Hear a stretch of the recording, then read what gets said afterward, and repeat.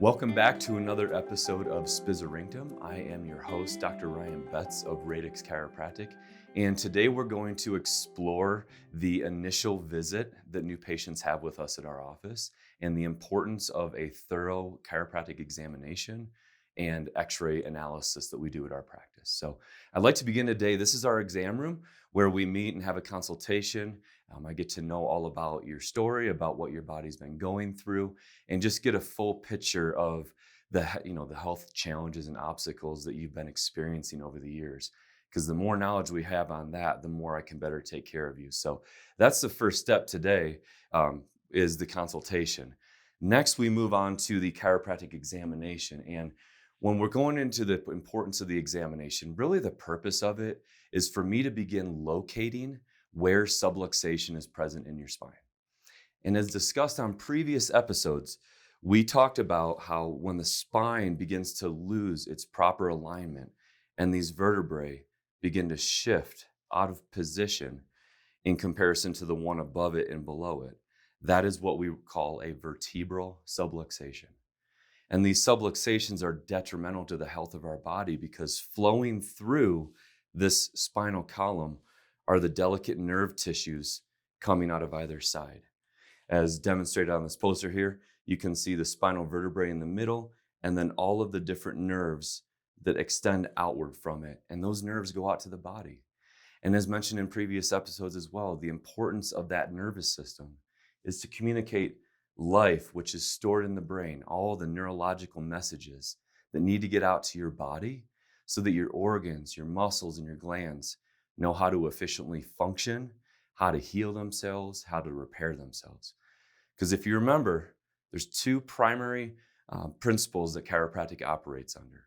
Number one, that the body is self-healing. And number two, that the body is self-regulating. So we want you to get the most out of your body, the most out of your healing potential and your regulatory potential as an ability so that you can experience the most life and the best quality of life for you and your family. So looking to the spine and the nervous system is critical. And with the chiropractic examination, we begin with looking at posture. I always teach patients posture is a window to the spine. It's going to give us certain indicators to show us if your shoulders are off balance or if your hips are unleveled or if standing from the side instead of having nice posture, you're more forward flexed. Those are all indicators of vertebral subluxation in your spine that's affecting those messages going out to your body. So we begin with the posture analysis. We then go through range of motion to see how the spine is moving in the different regions. And then we begin a series of palpation where the patient will lay on the table. I'll begin to palpate, do some different anatomical checks, locate where there's dysfunction in the spine, meaning where the vertebrae are not moving as efficiently as they need to. And this is critical to begin to get a glimpse into what's going on with the spine so I can give you the most specific chiropractic care possible. And once the spinal examination is done and we've gathered all the data that we can on how your spine is moving or not moving and where there's dysfunction in your spine, the next step is to get an inside look at what's going on with your spine and what's going on with your nervous system. And that's when we then transition into our x-ray room so that we can begin taking x-rays, looking into the spine. We have very advanced digital x-rays here at Radix Chiropractic. And these x-rays are phenomenal in giving us the ability to see exactly how the vertebrae are subluxated, how it's affecting your life, and how it's affecting your nerve system. So next, I want to go and show you a bit about our x-ray room, give you an overview of it, and go over some of the purposes of it. All right, next, we are in our chiropractic x-ray room. And this is the second step of the new patient visit, where we will begin to look deeper into the spine to see where vertebral subluxation is present. Reason we take chiropractic spinal x-rays is because when we're looking at health and how to best take care of your body, there's two different approaches or two different paradigms we can be approaching this with. There's the outside in approach or there's the inside out approach. The outside in approach, looking at health in that manner, would be looking at the body and saying, hey, the body is sick, it's dysfunctional, it's breaking down. What can we give it in the environment to help give it a boost? And that model of care is usually focused around drugs, medications, surgeries, things that are more of a temporary band-aid for the body and not a complete look to see where the root cause is at. What we emphasize here at Radix Chiropractic and what our goal is not to just patch up your spine, patch up your body. We really want to get to the root of your source of what's going on in the body. Hence why Radix Chiropractic, the name Radix means root in Latin. So, with that being our primary focus of taking an inside out look at your body, that's why we need to see spinal x rays. They have a vast benefit that I'm going to go over in a few moments here. And the other part of it, too, is with the x rays, one thing that I wanted to do at this office was to provide the safest environment for taking a look at your spine. So, we have brought in the most advanced digital x rays that are available today. And as a result of this, they are extremely safe for your body. The levels of radiation are extremely low, and they provide a great benefit to you to see what's going on with your spine. So this is what our x-ray system looks like. We have the unit where you stand in front of, and this is the component that generates the x-ray. And with that, we then produce images that allow us to begin to see how the spine is subluxating and even potentially how the spine is degenerating. And I wanted to show this model here because this model gives us a little bit of an insight into what spinal degeneration is and the importance of it. Previously, we talked, and I showed you on the poster, what the basically how the spine is aligned so that it allows the nerves to freely exit to carry those messages from the brain out to your body so your body can function. With that, though, how well those nerves function is determined by how well your spine is aligned and how healthy and strong your spine is.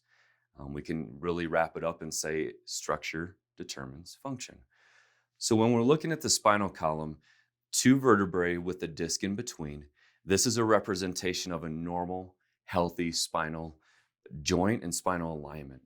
With this being healthy like that, it produces the proper opening, or what we call a foramen, for the nerve to exit freely to communicate your brain to your body so your body can have the most life. When we begin to live life, though, and when we begin to put stress and strain on our spine has to adapt to that over the years, and it can begin to slowly degenerate. This right here is an example of phase one of degeneration. The disc is beginning to thin out and wear out.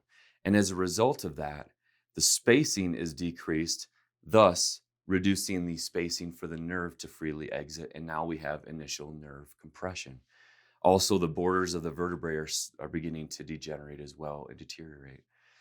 Phase two of degeneration over here, we can now begin to see that there's boning or bone spurs. There's lipping and spurring that is present. And the disc is severely degenerating, even more putting pressure on that delicate nerve fiber as it's exiting your spine. And then this last phase of degeneration, nearly complete loss of disc space, a lot of lipping and spurring of the bones, and even fusion of the spine can begin at that point. And at this stage, we have severe nerve compression present. So all of this is one thing that we can gather by taking specific x-rays of your spine to thoroughly analyze it so that we know what stage you're in as a way of then determining how to best take care of your spine. Next, I want to show you an example of what a spinal x-ray looks like and how we begin to analyze it. So next, I want to walk you through what a chiropractic x-ray looks like, some different things that we're looking for on the x-ray, and the vast benefits and information that this gives us about what's going on with your spinal column. Before we begin that, I want to also mention that not only at our practice do we take spinal x-rays, we also do neurological testing as well. Because clearly, the nervous system and the spine are integral and they work synergistically together. So one determines the other. We need to see what's going on with that nervous system. As a result of that, we need to take some spinal scans to see how the nerve flow is. So for example, this is one of our technologies that we utilize to analyze the nervous system. So if this was your spine and you're sitting down, we begin down at the hips and we roll up the spinal column. And as we roll up the spine, there's a sensor on either side here running along either side of the spine. And this is going to be picking up thermal output so that we can see where there is nerve interference present in your spine. Again, a phenomenal technology to begin to see deeper into what is going on with the nervous system and ultimately connecting that with how your body is responding to these subluxations and the nerve interference. Because the body will always give us indicators. We just need to see where the root causes are at by literally looking at the spinal nerve roots themselves. So that's the first step when we get into the x-ray room, is to do this neurological scan.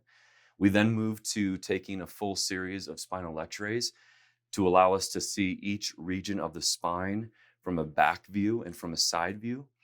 We also take functional x-rays, meaning we have the patient move, for example, flexion x-ray, extension x-ray, different bending views where you bend from side to side.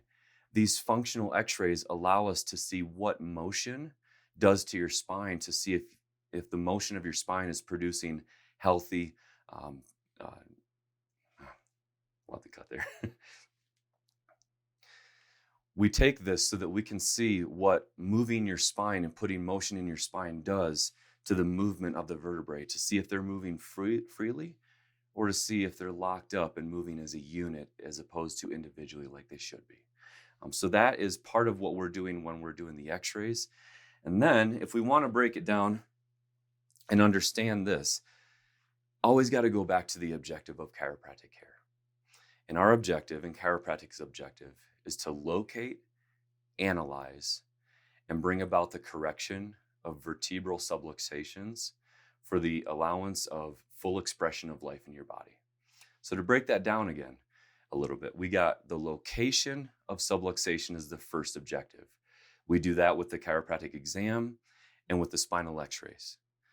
Next is the analysis of the vertebral subluxations. And that's where I want to show a little bit about what an x-ray looks like, because it's through spinal analysis utilizing x-rays that we analyze the spine to see exactly how are these vertebrae subluxated. Are they subluxated left, right? Are the vertebrae tilted? Are they shifted forward? All of these vital components are generated by taking an x-ray. So for example, if we look up here on this film, this is a side view of a neck. This would be the back of the skull. This would be the jaw. The patient's facing that direction. And these are their spinal vertebrae right here in the neck region. And this is the shoulder right here. So now that we have our orientation, a couple things we're looking for on this film. Number one, what is the proper curvature, or how does this compare to the proper curvature of the spine? Our spine from the side view here should have a nice C-shaped curve. When we look at this film, we can see right off the bat that it's straight. So this patient's cervical spine has begun to lose that proper curvature, and that neck is straightening out.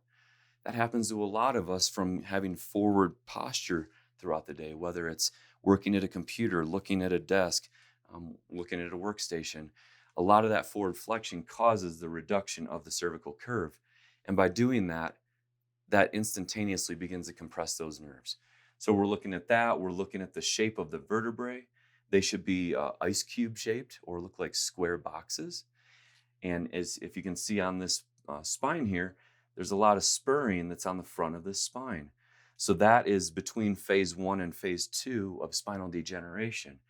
Seeing this allows us to better take care of that region of the spine and give it the most specific chiropractic adjustment that it can receive. The other thing that we look at here is the spacing between the bones. We can see that there's a few thick spaces, but again, right at this segment, the spacing has been narrowed. That's an example of where the discs are beginning to thin out because of the subluxation itself. So those are a few of the key things we look at. I additionally draw more lines, analyze it, draw angles so I can best know how to specifically move that bone from where it's at to where it needs to be with a specific scientific chiropractic adjustment. And at that point, we then, once we've taken all the x-rays of the patient's spine, I do a thorough analysis, and on your second visit is when we do the report of findings. It's that visit that we then go through the details of what we locate in your spine via the x-rays, via the chiropractic exam, and via the neurological testing we do. And it gives us a full, complete picture of your spinal and your nervous system health to allow us to best take care of you with specific scientific chiropractic care. I thank you so much for joining us today on this episode. I look forward to the next episode where we're going to go through a report of findings and to understand how all of this ties into what your body's potentially going through and how we can begin to reverse these effects that are taking place in your body so you can begin to get your life back, to get your quality of life back, and to begin experiencing a better life. So thank you. God bless.